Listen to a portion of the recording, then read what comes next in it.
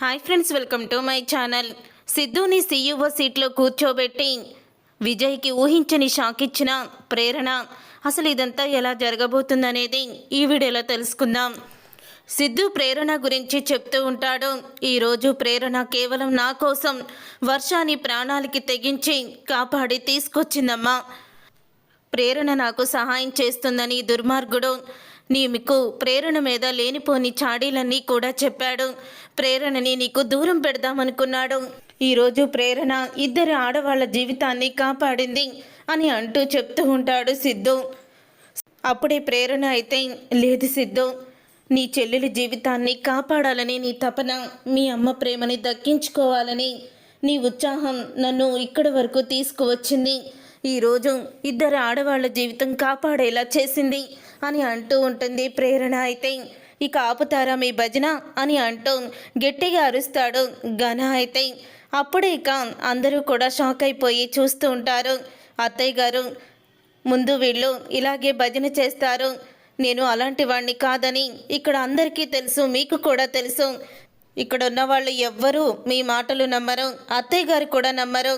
అత్తయ్య గారు, మా పెళ్ళి జరిపించండి అని అంటూ ఉంటాడు ఘన. అయితే అప్పుడు ఇక కోపంతో రగిలిపోతూ మంజు అయితే ఘన చెంప పగలగొడుతుంది.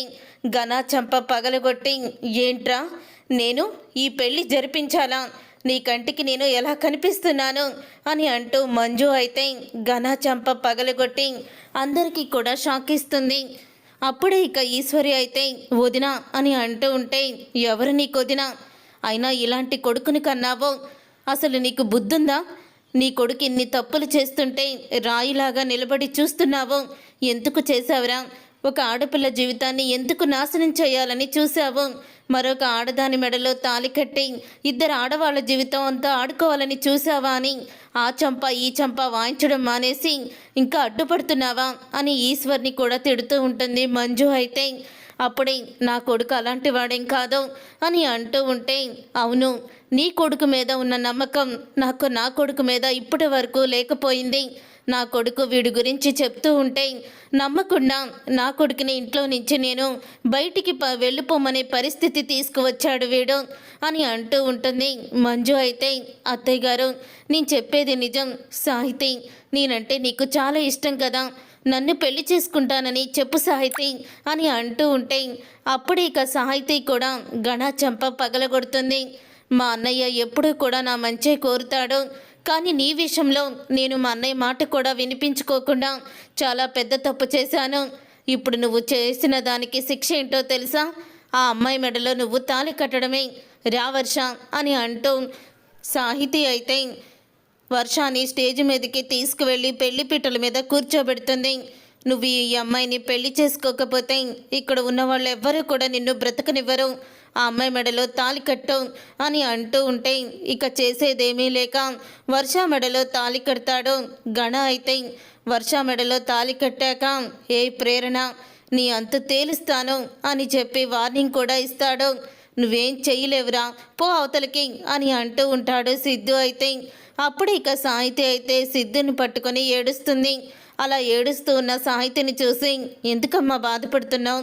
నీ జీవితాన్ని నేను కాపాడాను, అందుకని నువ్వు సంతోషంగా ఉండాలి, అంతే తప్ప పెళ్ళి ఆగిపోయిందని, అది కూడా ఆ నీచుడితో పెళ్ళి ఆగిపోయిందని నువ్వు బాధపడక్కర్లేదు, సంతోషపడాలి అని అంటూ ఉంటాడు సిద్ధు. అప్పుడు ఇక మంజు కూడా సిద్ధు దగ్గరికి వచ్చి సారీ సిద్ధు అని అంటూ ఉంటుంది. వాడు మాటలు నువ్వు అలా నమ్మాల్సి వచ్చింది కాబట్టి నన్ను బయటికి కూడా గెంటేయాలని నువ్వు అనుకున్నావు, వాడు అలా నిన్ను నమ్మించాడు అని అంటూ ఉంటాడు సిద్ధు. అయితే సరైన సమయానికి వర్షాన్ని తీసుకువచ్చి నా కూతురు జీవితాన్ని నిలబెట్టావమ్మా. ఇన్ని రోజులు కూడా నిన్ను చాలా బాధ పెట్టాను, మాటలతో నీ మనసుని కూడా బాధ పెట్టాను, మీ అమ్మతో కూడా తప్పుగా మాట్లాడాను, నన్ను క్షమించమ్మా అని అంటూ ఉంటుంది మంజు.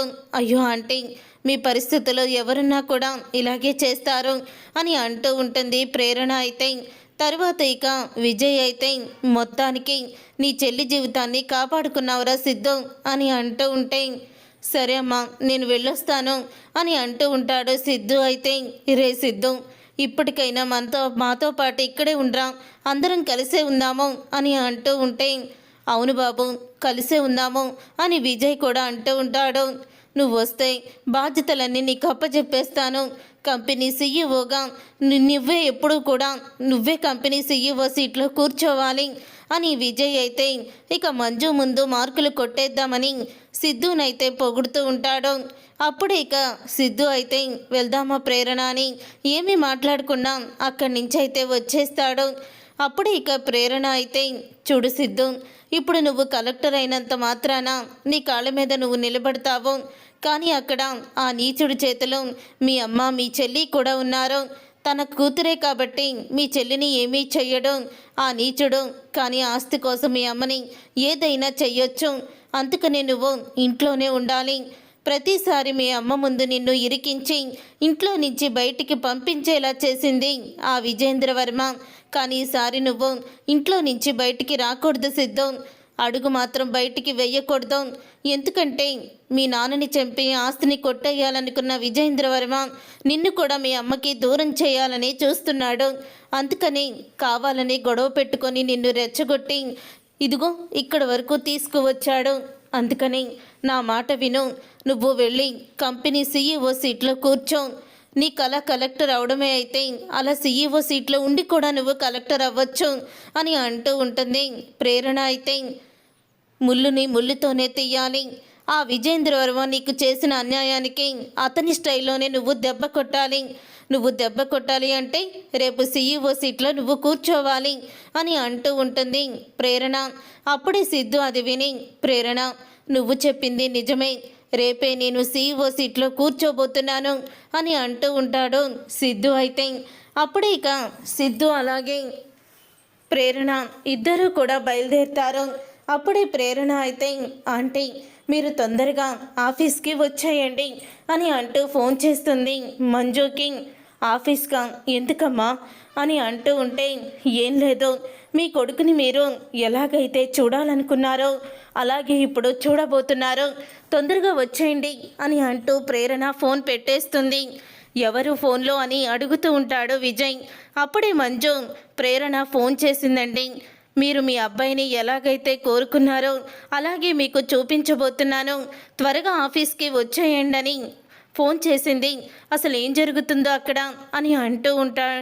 అప్పుడే మంజు చెప్తూ ఉంటే ఇక విజయ్ అయితే అసలు ఏం చేయబోతుంది ఈ ప్రేరణ, మీరు అనుకున్నది మీ అబ్బాయి చేయబోతున్నాడంటే ఆఫీస్లో వీడేం చేయబోతున్నాడు అని అనుకుంటూ ఇద్దరు కూడా ఆఫీస్కి అయితే బయలుదేరుతారు. అలా ఆఫీస్కి బయలుదేరిన తర్వాత అప్పుడే ఇక స్టాఫ్ అందరూ కూడా కూర్చొని వర్క్ చేసుకుంటూ ఉంటారు. అలా వర్క్ చేసుకుంటూ ఉండగా మేనేజర్ వచ్చి, మేడం సారు మీరు వస్తే సిద్ధు సారు అదిగో సీఈఓ క్యాబిన్లోకి రమ్మని చెప్పారు అని మేనేజర్ అయితే అంటారు. అప్పుడు ఇక మేనేజర్ చెప్పినట్టే ఇక వెంటనే విజయ్ అలాగే మంజు ఇద్దరు కూడా రూమ్ దగ్గరికి అయితే వెళ్తారు. నా రూమ్లో సిద్ధుగాడు ఏం చేస్తున్నాడు అని అనుకుంటూ డోర్ ఓపెన్ చెయ్యంగానే సీఈఓ సీట్లో కూర్చొని ఉంటాడు సిద్ధు. సీఈఓ సీట్లో కూర్చొని ఉన్న సిద్ధుని చూసి ఒక్కసారే షాక్ అయిపోతూ ఉంటారు విజయ్ మంజు ఇద్దరు కూడా. ఏంటంటే ఆశ్చర్యపోతున్నారు, మీ అబ్బాయి ఈ సీట్లో కూర్చున్నాడేంటని ఆశ్చర్యపోతున్నారా? మరి మన కంపెనీకి సీఈఓ సిద్ధునే కదా అని అంటూ ప్రేరణ అయితే విజయ్ వంక చూస్తూ అంటూ ఉంటుంది. ఆ మాట విని ఒక్కసారి విజయ్ షాక్ అయిపోతూ ఉంటాడు. ఏంటి సిద్ధు, ఇప్పటి వరకు ఎప్పుడూ కూడా ఇలాంటి నిర్ణయం తీసుకోలేదు, ఏదో నిన్న నేను మాట వరుస కంటే వచ్చి కూర్చున్నావా కుర్చీలో అని అంటూ ఉంటాడు. విజయ్ అయితే మాట వరుసకేంటండి, అసలు ఆ సీటు వాడిదే కదా, ఈ కంపెనీ సీఈఓ వాడే కదా అని అంటూ ఉంటుంది. మంజు ఇన్నాళ్ళకి నా కోరిక నెరవేర్చావురా, అంటే నువ్వు చదువు మానేస్తున్నావా అని మంజు అడుగుతూ ఉంటే, లేదమ్మా నేనెందుకు చదువు మానేస్తాను, నేనేమి చదువు మానేయడం లేదు, చదువుతూనే నేను కంపెనీ బాధ్యతల్ని తీసుకోవాలని అనుకుంటున్నాను. ఈ రోజు నుంచి కంపెనీ మొత్తం కూడా నా చేతుల మీదుగానే రన్ అవుతూ ఉంటుంది అని అంటూ ఉంటాడు సిద్ధు. అది కాదు సిద్ధు, సీఈఓ సీట్లో కూర్చొని ఎలా చదువుకుంటావు నువ్వు అని అంటూ ఉంటే, ఎలాగైనా చదువుకుంటాను, మీరెందుకు కంగారు పడుతున్నారు అని అంటూ ఉంటాడు సిద్ధు. అయితే ఇదంతా కూడా ప్రేరణనమ్మ దగ్గరుండి నాకు మోటివేషన్ చేసింది, అని అంటూ ఉంటాడు సిద్ధు. అమ్మ ప్రేరణ, నిన్ను ఎంతో అవమానించి బాధ పెట్టినా అవేమీ కూడా మనసులో పెట్టుకోకుండా ఈరోజు నా కోరికని తీర్చావమ్మా అని ప్రేరణని మెచ్చుకుంటూ ఉంటుంది మంజు. అయితే చూసారుగా ఫ్రెండ్స్, రాబోయే కథలో ఖచ్చితంగా ఇలాగే జరగబోతుంది. మరి ఇలాగే జరగాలని మీరైతే కోరుకుంటున్నారా? అయితే వీడియోని తప్పకుండా లైక్ చేసి ఛానల్ని సబ్స్క్రైబ్ చేసుకొని పక్కనే ఉన్న గంట సింబల్పై ఆల్ని క్లిక్ చేయండి. అప్పుడే మేము పెట్టే ప్రతి వీడియో మీరు మిస్ కాకుండా చూసేవచ్చు.